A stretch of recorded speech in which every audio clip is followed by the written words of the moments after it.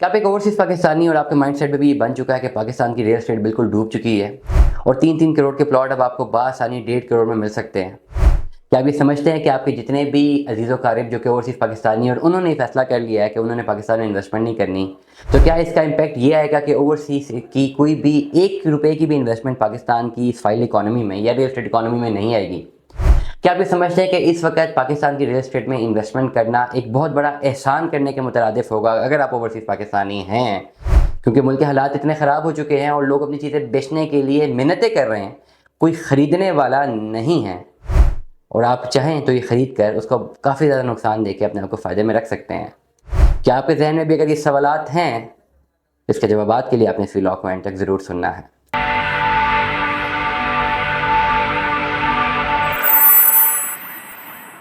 अस्सलाम वालेकुम, मैं तैयब इजाज़ उम्मीद करता हूँ तमाम लोग खैर आफियत से होंगे, जहाँ कहीं में अपने खाना के साथ एक अच्छी ज़िंदगी बसर कर रहे होंगे। क्लियरली एड्रेस करूँगा ओवरसीज़ पाकिस्तानीज़ को, क्योंकि मेरे पास डायरेक्ट डाटा आता है। जो ओवरसीज़ पाकिस्तानी मेरी वीडियोस देखते हैं मुझसे बात करते हैं, डायरेक्ट बात करते हैं, लेकिन कुछ वो बातें ऐसी कर जाते हैं जो कि मुझे प्रैक्टिकली यहाँ पर अगले 100 सालों तक पॉसिबल नज़र नहीं आ रही होती। इस बात में मैंने पहले भी व्लॉग की है, बात अभी भी की है, मैं बड़ा क्लियरली बता दूँ, इस बात को पहले भी मैंने एलैबोरेट किया, लेकिन मुझे कुछ बातें बड़ी मज़ाक़ा खेज़ लगती हैं। एक साहब हैं, ABC कोई भी उनका नाम है, उनको चाहते हैं इन्वेस्टमेंट करना किसी भी एंटिटी में, एक ऐसे पाकिस्तान के मशहूर हाउसिंग प्रोजेक्ट में इन्वेस्टमेंट करना चाहते हैं। लेट अस सपोज DHA में इन्वेस्टमेंट करना चाहते हैं। DHA में फॉर एग्जांपल 10 मरले का प्लॉट होना चाहिए था 3 करोड़ रुपए का। मैं खाली एक अप्रॉक्सीमेट फिगर दे रहा हूँ, 3 करोड़ रुपए का प्लॉट होना चाहिए था। अभी मार्केट डाउन है, बायर्स नहीं है, वो प्लॉट गिर गए, 2.25 करोड़ रुपए में प्लॉट की बात कर रहा हूँ, खाली 2.25 करोड़ में प्लॉट गिर गए, मैक्सिमम 2 करोड़ रुपए में गिर गए। मेक सेंस कि यार 3 करोड़ की मार्केट वैल्यू होनी चाहिए थी। हो सकता है जो बेच रहा है उसने 50 लाख का लिया और that doesn't make any difference.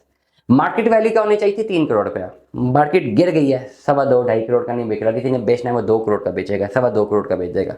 हम मार्केट वैल्यू कर देते हैं least of least concern scenario में कि 2 crore. Now this is the least point, इससे नीचे नहीं हो सकता। This is the least point, क्योंकि इस अमाउंट में उसके पास बायर है। ये खाम खाली जहन से निकाल दीजिए अगर आप ओवरसीज पाकिस्तानी की, जी बायर्स नहीं है, इस पॉइंट में उसके पास तो बायर है। लोग हंस के लेते हैं अगर वो 2 करोड़ बेचने के लिए रेडी हो। वो इसलिए नहीं बिक रहा क्योंकि वो चाहता है उसका प्लॉट 2.25 या 2.5 करोड़ में बिके। अवेलेबल बायर कहता नहीं मैंने 2 करोड़ में लेना है। इस हद तक नीचे है मार्केट, इस बात को मैं मानता हूँ, लेकिन इतनी मार्केट नहीं गिरी हुई। मुझे एक क्यूरी है मेरे पास और मैं बार बार क्यूरी देख के मुझे अंदाजा होता है कि यार कैसे ऐसी डिमांड भी कैसे की जा सकती है। DHA का प्लॉट की वैल्यू ही 2 करोड़ पे है।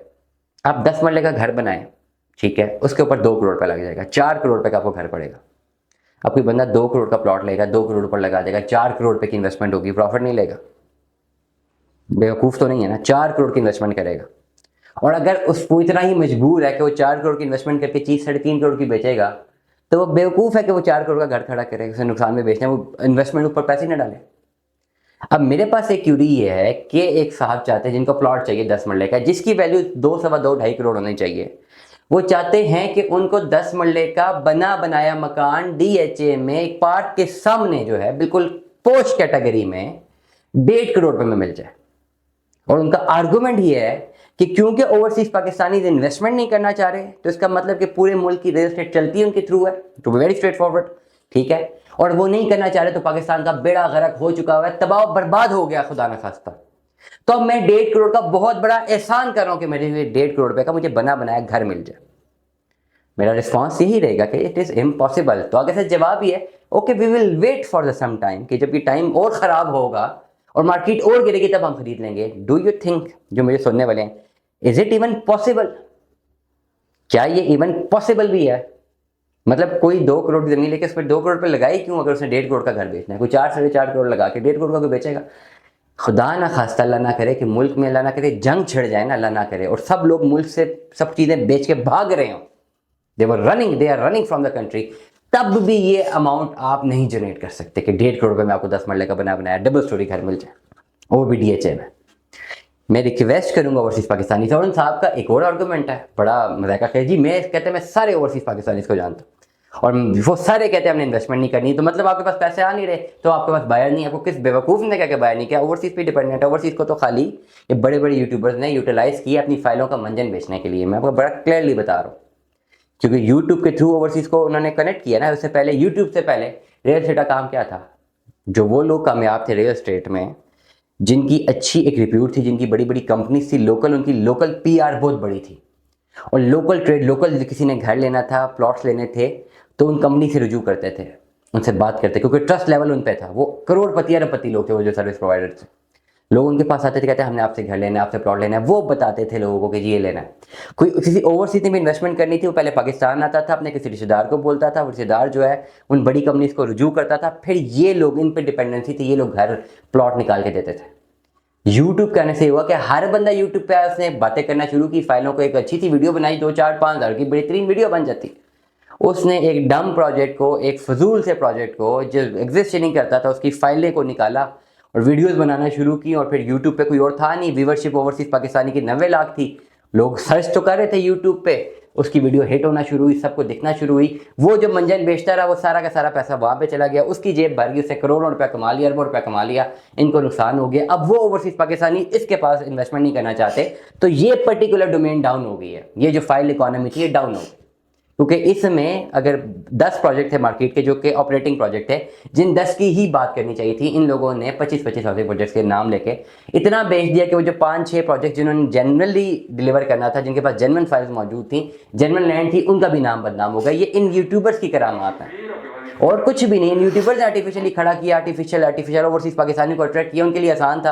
वो वीडियो देखते थे, किसी कंपनी देखते थे, ये अपना डैश ड्रामा प्राडो गाड़ियाँ दिखाते थे, बड़े बड़े लैंड क्रूजर दिखाते थे, वो जो कहते हैं कि बड़ी ज़बरदस्त कंपनी है, पैसे भेजो, पैसे भेज के जो बड़े बड़े लोगों ने, कितने लोगों ने इस यूट्यूब से इतना पैसे कमाए। और अब जब रिसेशन आया और बेड़ा गर्क हुआ है, जब आर्टिफिशियल बबल फटा है, अब सारे लोग देखते हैं तो कहते हैं जी वो, ये तो अमीर बैठे हैं सारे, और जिनका पैसा लगा हुआ है इनके पास, उनका बेड़ा गर्क हो गया, इसलिए अब ओवरसीज पाकिस्तानी कहते हैं हमने इन पर ट्रस्ट नहीं करना। Now that is why the market is down. This is the reason market is down. This is not the reason कि डीएचए के, बैरिया के बड़े बड़े घर प्लाजे जो हैं वो डाउन हो जाएंगे। क्या डाउन है? जो आर्टिफिशियली इतना मसला क्रिएट कर दिया था, इतनी चीज़ें डाल दी थी यूट्यूब पे और इतने लोगों को मार्केट कर दिया था, उसकी आर्टिफिशियल प्राइस इतनी बढ़ा दी थी, तो वो गिरना ही था ना उसने। Again market is back to the pavilion. और ओवरसीज अगर इन्वेस्टमेंट नहीं करते तो वो जो लोकल लोग हैं, जो लोकल जो कंपनी थे, वापस रिवाइव करना शुरू करेंगी, क्योंकि वो जो ट्रस्ट लेवल था, अब लोगों को भी पता लगेगा यार हमने इन बेवकूफ़ों से बात करके इनके पास पैसा इन्वेस्ट करके अपना पैसा ज़ाया किए। Now gets back to the pavilion. उनसे बात करते हैं जो कि मार्केट में स्टे कर रहे थे। मेरी तीसरी जनरेशन इस वक्त रियल एस्टेट में है। मेरी तीसरी जनरेशन, मेरे नाना अबू, मेरे ग्रैंड फादर, उन्होंने 1970s 80s के दिहाई में जो है ये रियल एस्टेट का बिजनेस रावलपिंडी जैसे सैटेलाइट टाउन जैसे इलाके में शुरू किया है 70s 80s में। वहाँ से जनरेशन चलती है, third generation in the real estate, ठीक है। And I am the only one in my entire family जिसे मैंने यूट्यूब पे आके बात करना शुरू की, क्योंकि हम डिजिटल इकोनॉमी की तरफ शिफ्ट हो गए हैं। बाकी हमारा जितना अल्हम्दुलिल्लाह, जितने भी जो लोग मेरे से कनेक्टेड है, मेरे जीजो कारिब हैं जो रियल एस्टेट का काम करते हैं, they don't need any sort of YouTube और एनीथिंग एल्स। उनका अपनी पीआर इतनी डेवलप है क्योंकि तीसरी जनरेशन है। This is the third generation in this field. तो ओवरऑल उनका बिजनेस चल रहा है, हमारा बिजनेस चल रहा है, because we are having a very good PR. हमें लोग जानते हैं, दे ट्रस्ट अस, और हम उनको बेहतर गाइड करते हैं। तो दिस पर्टिकुलर एस्पेक्ट में यहाँ पे कभी नहीं हो सकता कि हम चीज़ों को डाउन कर दें या हम गलत चीज़ें लोगों को दे दें। इसलिए हमारे through investment safe and sound है।